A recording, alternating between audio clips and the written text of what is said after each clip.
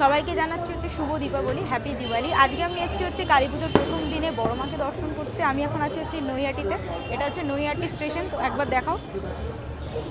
আজকে যতটা দেখছি সেরকম একটা ভিড় নেই, হয়তো এখনও পুজো হয়নি বলে।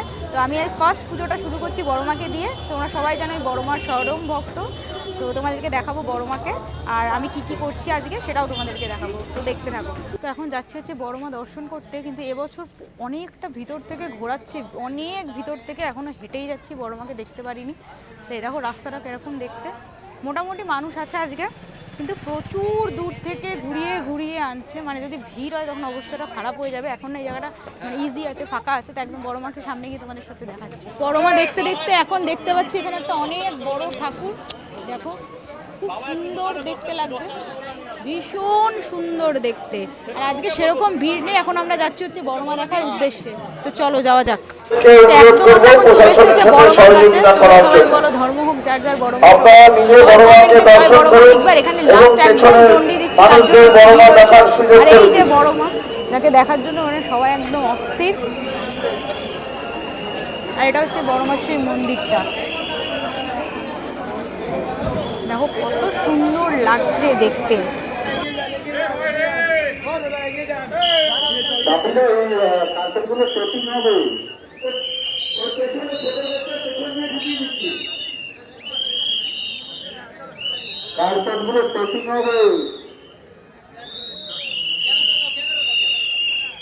তো আমি এখন চলে এসেছি হচ্ছে ফাইনালি বড় মার মন্দিরের সামনে। এই দেখো বড় মা, তোমরা সবাই বলো ধর্ম হোক যার যার, বড় মা সবার।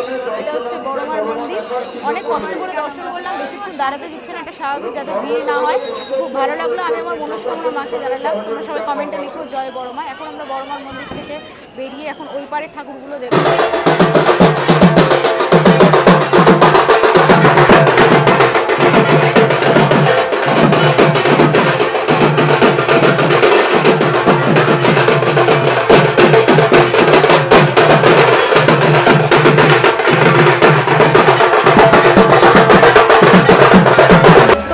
দেখার পর বেরিয়ে এসে দেখছি অনেক লাইন, তো বললাম কিসের লাইন, এগিয়ে এসে দেখছি অনেক লাইন পড়েছে। এখানে ভোগের প্রসাদ দেখছে, দেখো খিচুড়ি আর আলুর দম।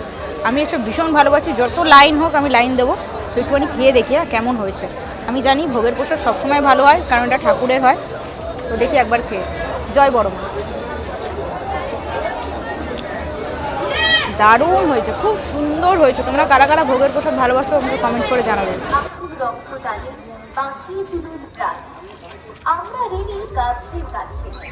তো ফাইনালি তোমাদেরকে দেখালাম নৈহাটির বড় মার মন্দির, মানে মন্দিরটাও দেখালাম, আর বড় মাকেও তোমাদেরকে দেখালাম, আর বাদবাকি কিছু কিছু ঠাকুর আমি তোমাদেরকে দেখিয়েছি। এটা হচ্ছে নৈহাটি প্ল্যাটফর্ম। এখন চলে এসেছি, এখন আমি যাবো হচ্ছে আমার বাড়ি, কারণ রাত এখন প্রায় একদম 10টা, কারেক্ট এখন 10টা বাজে। আজকে এই ছোটো ব্লগটা তোমাদের কেমন লাগলো প্লিজ আমাকে কমেন্ট করে জানাবে।